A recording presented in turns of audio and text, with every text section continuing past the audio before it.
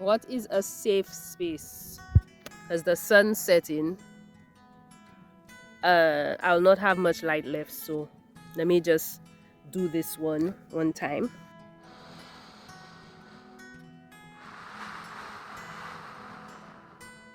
I googled what a safe space is, and understanding what it says and learning about safe spaces when it comes to like abusive relationships or abusive experiences, people going through abuse, and what a safe space supposed to represent for them.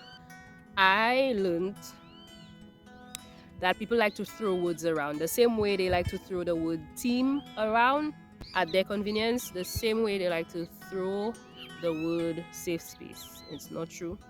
There's a lot that goes into you providing a safe space. You, as the host providing the safe space, have to make sure that you at a certain emotional have certain emotional intelligence, and the people that you making a safe space for, you have to be able to relate to them.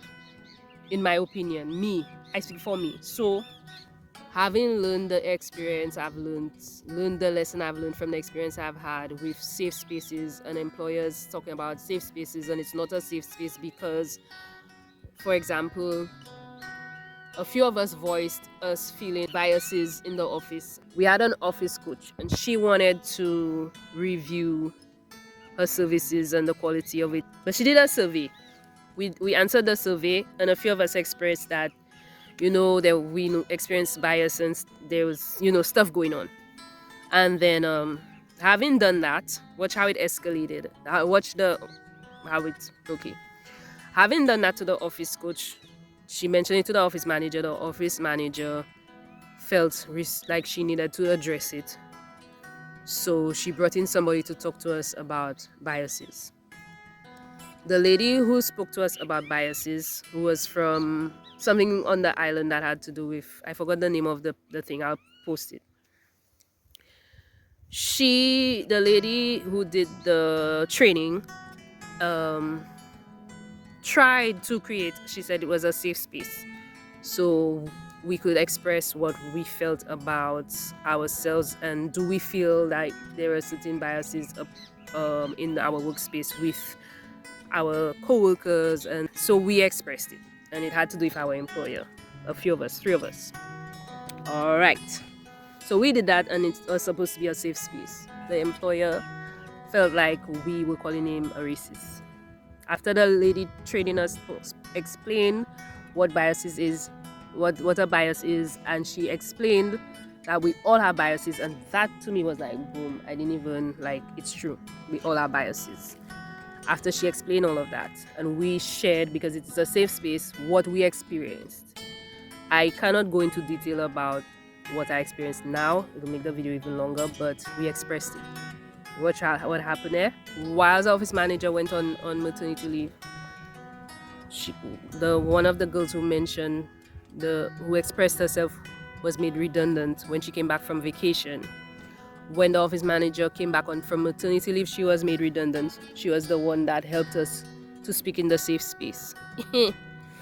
I was the third person. So obviously I'm afraid, because everybody falling like flies for expressing themselves in the safe space. And I know you all talk about rights and this and that and the other, but the culture of certain things in one place and country is not the same culture in different places and countries.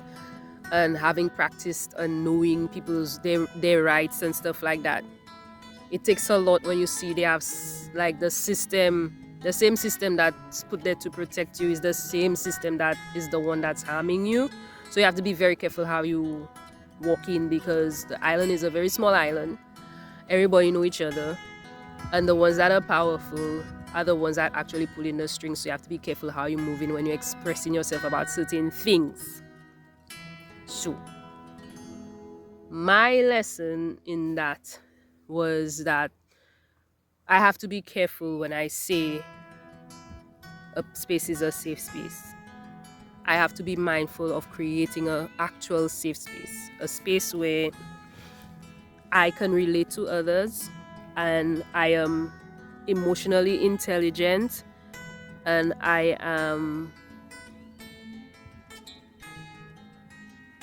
am able to process things with somebody in a way that I could relate to them and see where they're coming from, be empathetic. And it's not just empathy, it is empathy and action, and finding solutions to things. I have to be mindful of other people's energy, and when I say I create a safe space, what that actually means, because it entails a lot. So when of office coaches say it's a safe space, and office managers say it's a safe space, and human rights people that come and do training, it's a safe space, and employers say it's a safe space, be careful.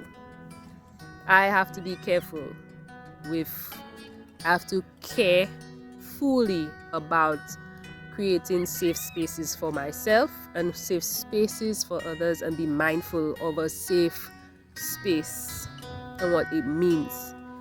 If you're not emotionally intelligent enough to handle a safe space, I hope that person finished coughing. I'm so sorry. But if you are not emotionally intelligent, if I have to speak for myself, if I am not emotionally intelligent, have grace, understanding, and empathy to be able to relate to others in creating a safe space, I have no business talking about safe space. I have to be mindful of creating safe spaces and what it entails for creating safe spaces for me. I think of my body and process in relation to that experience.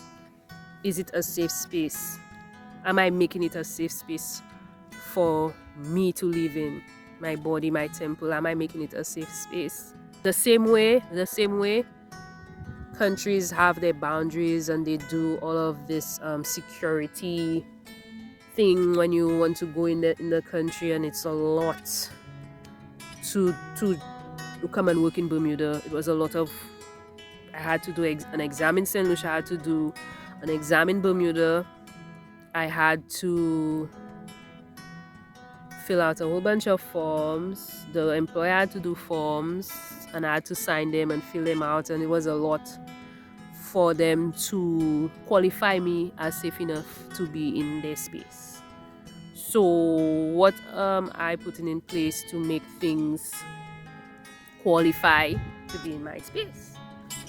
And it will take a lot of more being it and being aware of it for me to understand what it takes,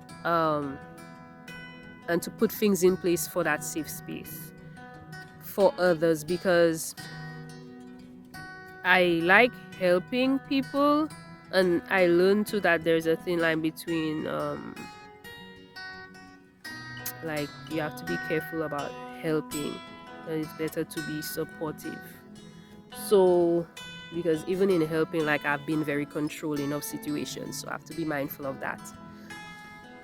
But if I want to create safe spaces for people that want to experience like a good, like a dental hygiene experience, I have to put certain things in place. And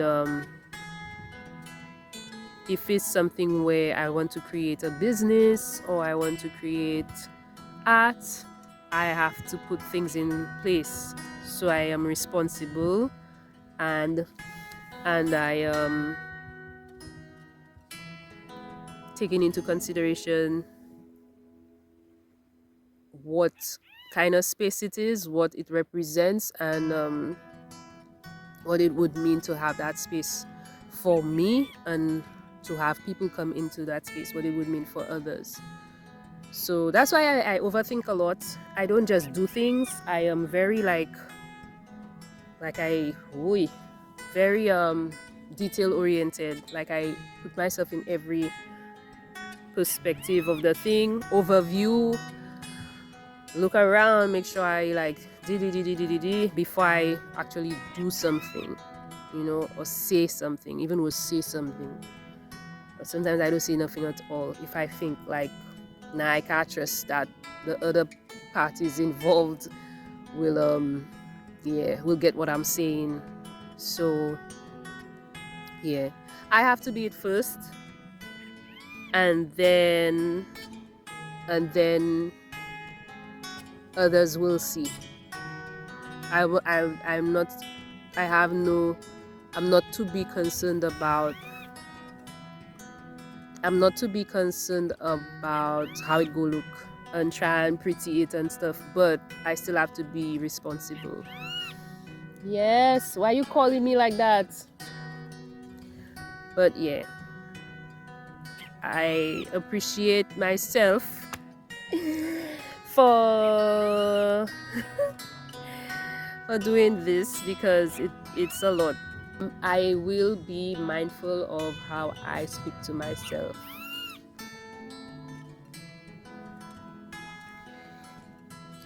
I don't know if you can see it.